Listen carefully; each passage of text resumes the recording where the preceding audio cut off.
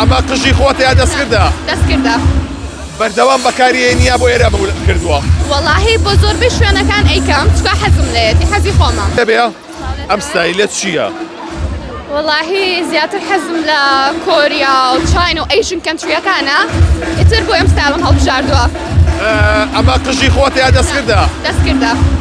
بەردەوام بەکارهێنیا بۆ ئێرە کردووە. وەڵاهی بۆ زۆربەی شوێنەکان ئەیکەم چکە حەزم لێتی حەزی خۆمە. حەزی خۆتە؟ بەڵێ.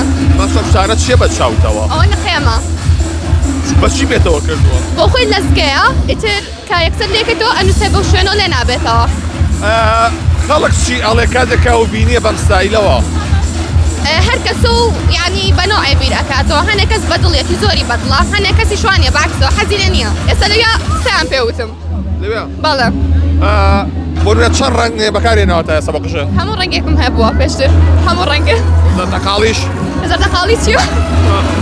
پورتەقاڵیم هەبووە. ئەوە. بەڵێ. خۆ بەنیازی قژە ڕەنگکەی؟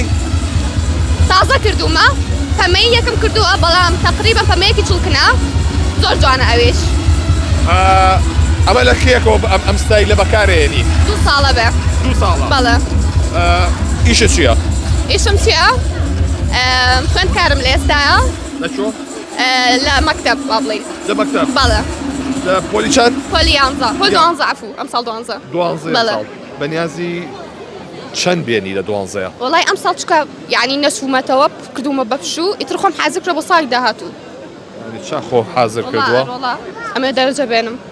بەنیازی بۆ ساڵی 2026 چی بکەیت؟ پلانێت چییە بۆ 26؟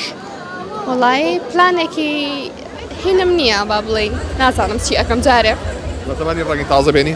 نا مەسڵانە سەفەرکەم. سەفەرکەی بۆ چۆن؟ بەڵێ. بەریتانیا. بەریتانیا. ئەی تۆ ئەڵێ من ئەم حەزم لە ستایلی کۆریایە چۆنە ناچی بۆوێ؟ وەڵاهی لەگە ئایلەکەمان هەمووی ئەچین بۆ بەریتانیا با لێ نیشتە جێمی دەشتم بۆ کۆریا. زیاتر کاریگەری بە چ کەسایەتیەک لەو کۆریانە؟ وەڵاهی دانسەرێک هەیە ناوی لیسایە زۆرم خۆشە ستایلەکی ئەوم زیاتر وەرگرتووە لێویش ئەچوم. بەگشتی خەڵک لە ساڵی 2025 تۆیان پێ چۆن بوو؟ تۆیان پێ کەسەی چۆن بوو؟ بەعام 2025 ساڵێکی باش نەبوو بۆ من زۆر خۆش نەبوو بۆ من بەڵام باش بوو. باش بوو. بەڵێ.